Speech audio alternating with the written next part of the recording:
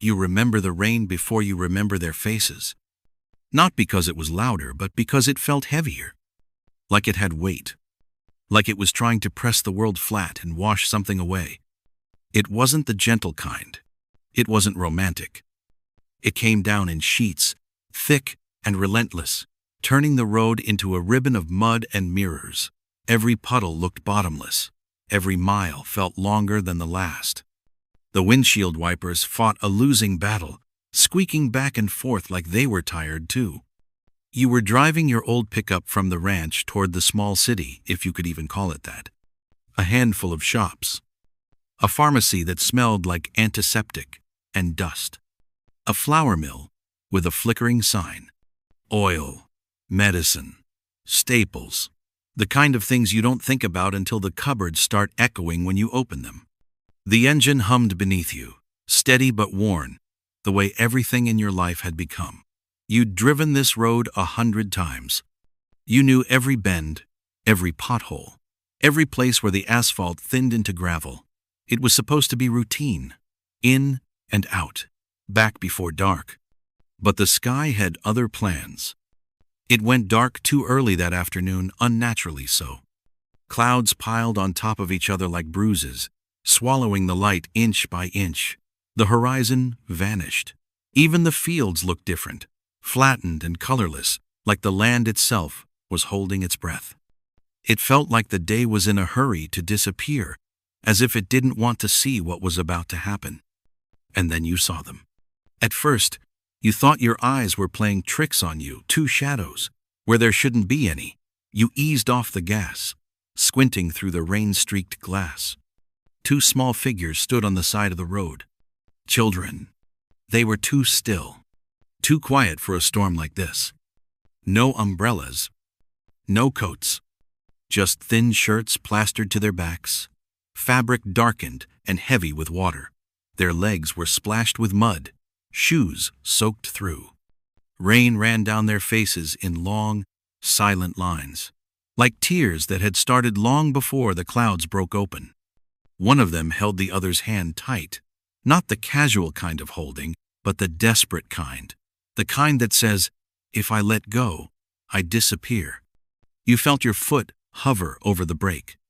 Your mind immediately reached for reasons. Someone must be close by.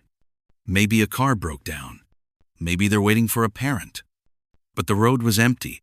No stalled vehicles, no houses, just fields on both sides, stretching into the gray distance, offering no shelter at all. The truck slowed to a crawl, tires hissing through the water. As you passed them, one of the children looked up. That was when time stretched. Their face was pale, lips trembling not from the cold alone, but from something deeper. Fear, maybe, or exhaustion, or the quiet understanding that help doesn't always come. Your hands tightened on the steering wheel. You could keep driving. Plenty of people would have. You could tell yourself it wasn't your problem, that stopping was dangerous, that someone else would come along. The rain kept falling, indifferent to your thoughts. You didn't know it yet, but this hesitation, this single breath between pressing the brake or the gas, was the moment your life split cleanly in two. There was the life before you slowed down, and the life that waited for you. Once you stopped, you pulled over. The engine idled, low and uneven, like it was unsure of itself. Rain hammered the roof of the pickup, loud and constant, a relentless drumming that filled the cab and your chest at the same time. It sounded almost angry, like the world itself was warning you not to interfere, urging you to keep moving, to mind your own business. But you didn't. You sat there for a moment longer than necessary, hands resting on the steering wheel, watching the rain distort everything beyond the glass. The road ahead vanished into gray. The road behind you was just as empty. It felt like you were parked in the middle of nowhere, no past, no future, just this moment. You rolled down the window. Cold air rushed in immediately, sharp and wet, carrying the smell of mud and soaked grass. The boys flinched at the sound. They looked up at you, eyes wide and glassy, rain clinging to their eyelashes. Their faces were smeared with dirt, cheeks red from the cold. lips tinged blue at the edges. They were small, smaller than you'd first thought.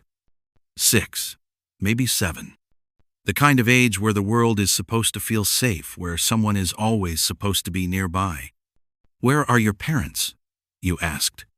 Your voice sounded strange to your own ears, thinner than you expected, almost fragile beneath the roar of the rain. They didn't answer. Not because they couldn't speak, not because they were stubborn, because they didn't know. One of them glanced sideways at the other, as if hoping he might have the answer. He didn't. He just tightened his grip, fingers white from holding on so hard.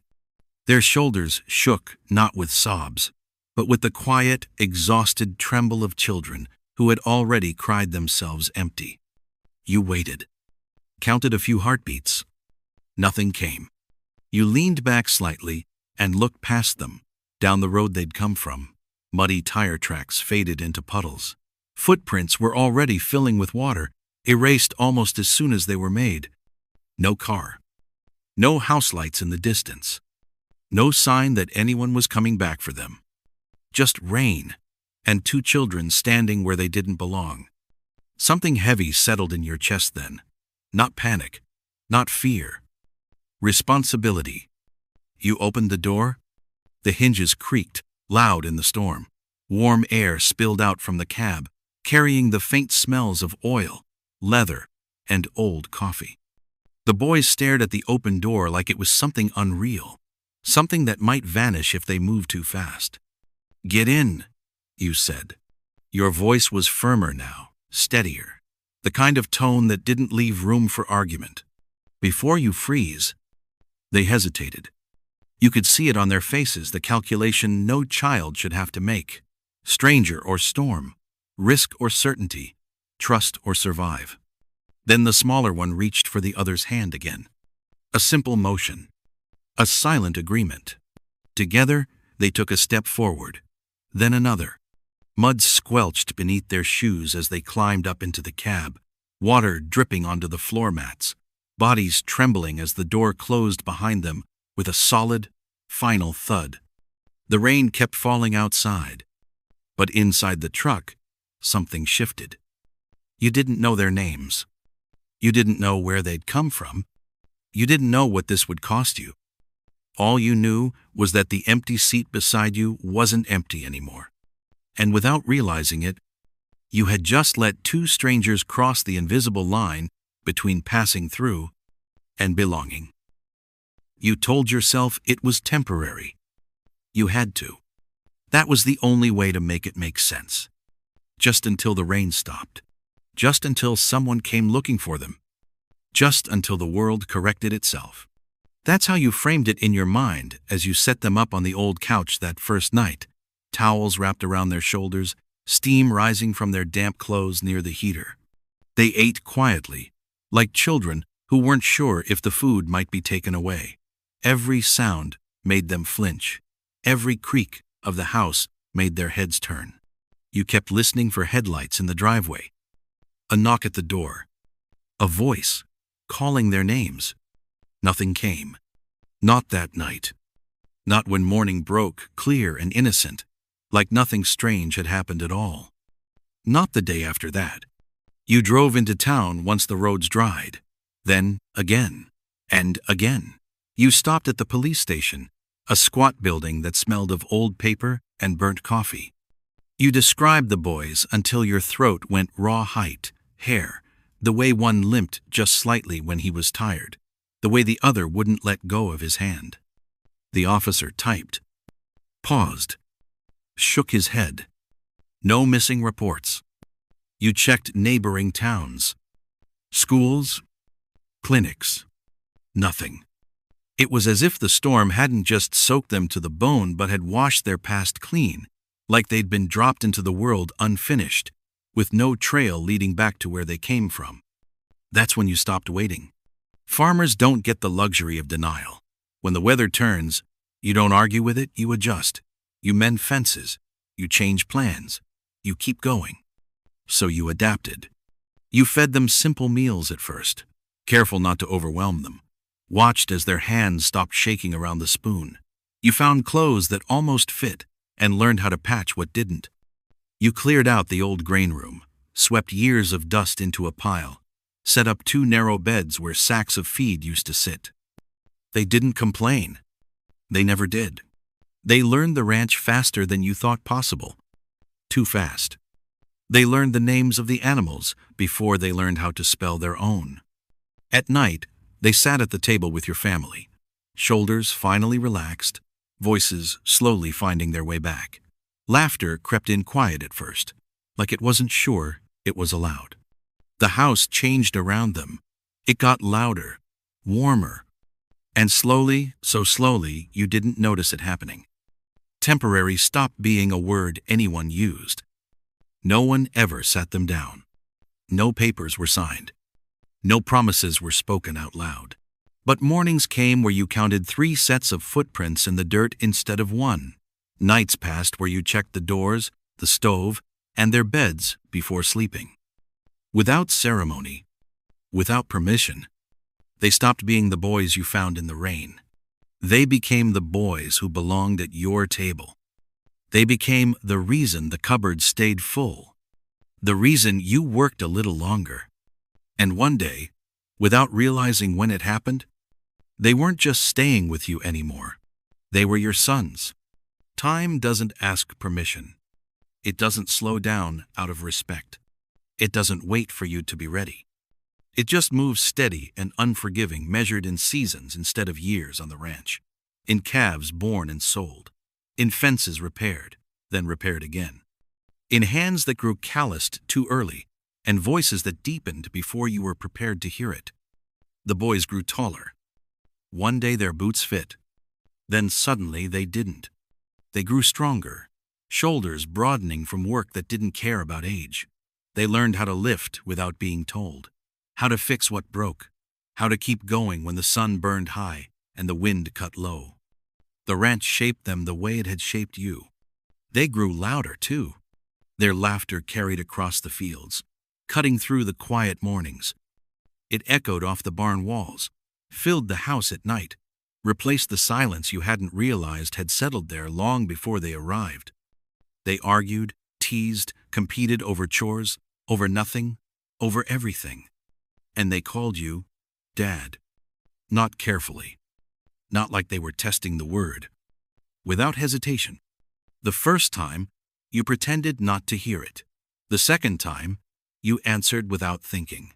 After that, it became as natural as breathing.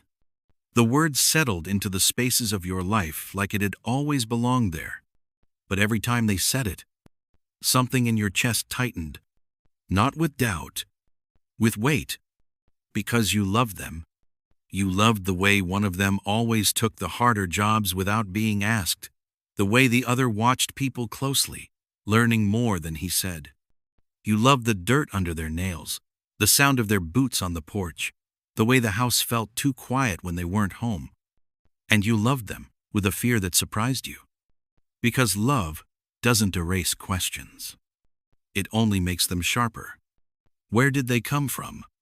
What did they lose before the rain found them? Who were they before they became yours? You never pushed, never pried. Some truths have a way of surfacing on their own, and some you learn to live beside. Still, late at night, when the house slept and the wind rattled the windows, the questions returned. Not loud, persistent, like the echo of footsteps on a road you never followed. You knew love could give them a future, a home, a name, but love couldn't give them a past. And deep down, you understood something else too, something you never said out loud. Someday, the answers would come. And when they did, they would test everything you'd built. They found out by accident. It wasn't dramatic. No shouting. No confrontation. Just a piece of paperwork left on the table, creased, yellowing at the edges. A form you'd forgotten to put away. Names that didn't match. Dates that raised questions no child ever wants to ask, but always does. And a conversation overheard halfway through. Just enough to understand there was a story that hadn't been told all the way. That night, the house felt different. Too quiet. The wind brushed against the windows. The clock on the wall ticked louder than usual. One of the boys sat longer at the table, staring at nothing in particular, fingers tracing the grain of the wood like it might give him answers. Finally, he spoke. "Why don't we look like you?" The question landed gently, but it carried weight. Not accusation, not anger, just curiosity, edged with something fragile. You didn't answer right away. You looked down at your hands. Hands weathered by years of work. Hands that had lifted them onto horses for the first time, that had shown them how to pull wire tight, how to mend what was broken, how to stay steady when things went wrong. Hands that had held them through fevers, through nightmares, through moments they didn't even remember anymore. You took a breath. Then you told them the truth. You told them about the rain, how it came down hard and endless, how the road nearly disappeared beneath it. You told them about the storm-dark sky and the way the world felt empty that day. You told them about two small figures standing where no one should have been standing at all. You told them about the silence, about the waiting, about the nights you listened for someone to come and claim them, and how no one ever did. You told them everything. They didn't interrupt, didn't look away. They listened quietly, shoulders still, faces unreadable. When you finished, the room sat heavy with words that couldn't be taken back. You braced yourself for the next question. Where did we come from? Why were we left? Who are we really? But it never came. Instead, they nodded. Not once together. Because sometimes the mystery matters less than the meaning. Sometimes it's not about where you started, but who saw you standing in the rain and stopped. They didn't need answers about the road behind them. They already knew the truth that mattered most. They weren't lost. They were chosen. 10 years passed like a held breath. Not rushed, not peaceful, just held tight in the chest, unnoticed until the ache became familiar. The boys were grown now. Men, really. Broad-shouldered from work that never asked permission. Hands scarred in places that told quiet stories. They moved through the ranch with confidence, fixing what broke before you even saw it. They laughed less than they used to, but when they did, it meant something. Strong, capable, kind. The kind of men you hoped the world wouldn't punish for being decent. That morning, the rain came again. The same kind, heavy, relentless, loud enough to drown out thought. It turned the yard into mud and memory, soaked the fence posts dark, and pulled something old and uneasy up from deep inside you. You hadn't heard rain like this in years. Not since the road. You were home alone when the knock came. Not urgent. Not polite. 3 slow taps. Each one spaced just far enough apart to feel intentional.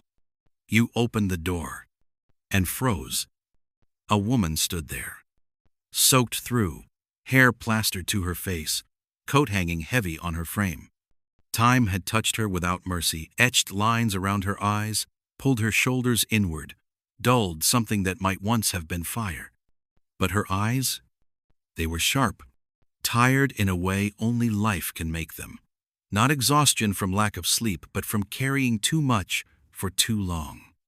For a moment, neither of you spoke. Rain streamed off the brim of the porch roof between you like a curtain. Then her gaze shifted, past you, into the house, as if she already knew what she'd find there. Her lips parted. Her voice barely made it past the rain. "I've been looking for my sons." The words hit harder than the storm. Your heart thudded once slow and heavy like it had struck something solid. The years folded inward all at once. The road, the rain, 2 small figures standing where no one should have been standing. Behind you, boots sounded on the floor. One set, then another. The men had heard the knock. They stopped just inside the doorway, filling the space behind you without realizing it. The woman saw them, then really saw them, and her breath caught sharp almost painful. Her hands lifted slightly, then fell. She didn't cry. Not yet. She just stared, like she was afraid blinking would make them disappear. You felt the moment balance on a knife's edge. 10 years of meals, of work, of birthdays and winters and quiet understandings. 10 years of being their father in every way that mattered. And now the rain had come back. Not to wash things away, but to ask what you were willing to hold on to. No one spoke. Because some moments don't need words. They need courage. You invited her in. The boys lingered behind you, uncertain, their presence filling the doorway the way they always had, solid, protective, instinctive. They weren't boys anymore, but in that moment you saw the same posture they'd had years ago on the side of the road. Alert, ready, waiting for the world to explain itself. The woman stepped inside. She didn't look around, didn't take in the house. She went straight to the table and sat down like muscle memory guided her there. Like some part of her had been rehearsing this moment for a decade. The chair scraped softly against the floor. Her hands rested on the wood, shaking not violently, but constantly, like they'd forgotten how to be still. You poured her water. She wrapped both hands around the glass but didn't drink. When she spoke slowly, carefully, as if each word had weight, and choosing the wrong one might collapse what little balance she had left. She talked about running, not from a single person, but from something larger, something organized, something patient. She talked about people who moved through the world untouched by consequence, who left wreckage behind them and called it business. She never named names. She didn't have to. She spoke about the storm, how it wasn't just rain, it was cover, noise, chaos, the only chance she had. She told you she'd hidden them by the road because it was visible, because someone had to pass, someone ordinary, someone who wouldn't ask the wrong questions. She said she told them to wait, said she promised she'd be back before dark. Her voice cracked there. She explained how promises mean nothing when fear closes in, how every attempt to return was blocked by threats, by locked doors, by a world that had already decided what she was allowed to lose. And when she finally escaped, when she finally made it back to the road, they were gone. You told her where you found them, about the rain that erased tracks, about the empty stretch of road, about two children holding on to each other like the last solid thing left. As you spoke, something in her folded. She cried, not loudly, not desperately, but deeply, like grief that had been waiting 10 years for permission to breathe. Her shoulders shook as if the weight she'd been carrying finally realized it could fall. The boys didn't interrupt. They didn't step forward. They watched her with a stillness that spoke of instinct, not cruelty, of men who had learned long ago how to survive silence. When her crying slowed, she wiped her face with trembling hands. Then she looked at them, really looked, at the height, the strength, the life in their eyes. And when she spoke again, her voice was hollow, awed, almost afraid. They weren't supposed to survive. The words settled into the room like ash. Your breath caught, because suddenly things made sense that you'd never had language for. The way they adapted too fast, the way danger never seemed to surprise them, the way they always slept lightly, even as children. The boys exchanged a glance. Not shock, recognition. Because somewhere deep inside, they had always known. The rain outside kept falling, but inside the house, something irreversible had just been said. And nothing would ever sit the same again, she explained. Not all at once, not cleanly. The truth came out the way it had been lived in fragments, weighed down by pauses and breaths she had to steady. The boys hadn't been lost. They had been hidden. She told you about the kind of people who erase problems instead of solving them, about decisions made in quiet rooms, signed with hands that never touched blood, about how children can become liabilities simply for existing in the wrong place at the wrong time, born to the wrong truth. She told you she had run because staying meant watching them disappear in ways no one would ever investigate.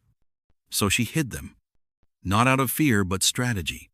A storm was the only cover she'd get, rain that washed away tracks, noise that swallowed cries, chaos that made disappearance look like accident instead of design. She said she chose that stretch of road because it led to ordinary lives. Farmers, workers, people who fixed things instead of breaking them. She said she prayed not to be found, but for them to be. You listened, heart heavy, hands clenched tight at your sides. Because suddenly, the memory shifted. You hadn't rescued two helpless children from bad weather. You had placed yourself between them and something that would have ended them quietly. Every late night, every fence they learned to mend, every meal at your table. All of it wasn't luck. It was interruption. The boys stood there, absorbing it in silence. Men now, but in their eyes, something young and ancient stirred. Understanding slid into place where questions had lived for years. They hadn't been abandoned. They had been protected. The woman's voice softened when she finished. She looked at them not with guilt but with awe. I thought the storm would kill them, she said, or scare someone away. Her lips trembled. It did the opposite. The rain continued outside, drumming against the roof, like it always had. And you finally understood the truth that had been hiding in plain sight all along. The storm hadn't betrayed them. It hadn't taken anything. It had given them everything. It saved them. The woman didn't take them away. She didn't try. She didn't have to. By then, the truth was already settled in the quiet spaces between everyone's words. The boys' men now stood where they always had, solid and unmoving. They listened. They asked what needed asking. They offered what they could. But when it came to belonging, there was no confusion. They already knew who their father was. She stayed for a while, long enough to learn the rhythms of the ranch, long enough to see the way they worked without being told, the way they moved through the house like it had grown around them.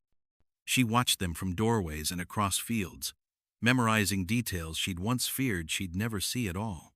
There were no grand apologies, no demands, just shared meals, careful conversations, silences that didn't hurt. At night, the rain softened. The storm that had followed her in began to loosen its grip, like it had finished its work. Then one morning, she packed quietly. No speeches, no promises. She hugged them once each, long and fierce, like she was sealing something rather than letting go. When she reached you, she held your hands for a moment longer than necessary. Thank you, she said. Not for saving them, for raising them.